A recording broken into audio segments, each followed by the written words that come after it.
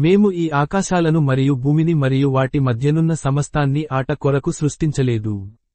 మేము వాటిని ఒక లక్ష్యంతోనే సృష్టించాము, కాని చాలామందికి ఇది తెలియదు. మరియు మేము ఈ ఆకాశాన్ని భూమిని మరియు వాటి మధ్య ఉన్నదంతా కేవలం వినోదం కొరకు సృష్టించలేదు.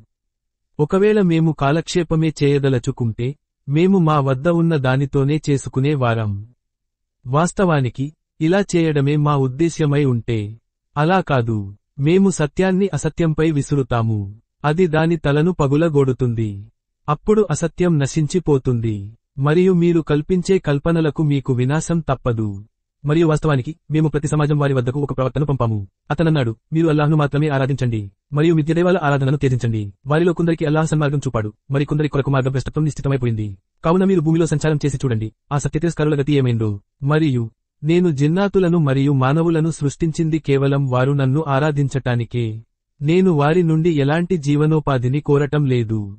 మరియు వారు నాకు ఆహారం పెట్టాలని కూడా కోరటం లేదు. నిశ్చయంగా అల్లాహ్, ఆయన మాత్రమే ఉపాధి ప్రదాత, మహాబలవంతుడు, స్థైర్యం గలవాడు.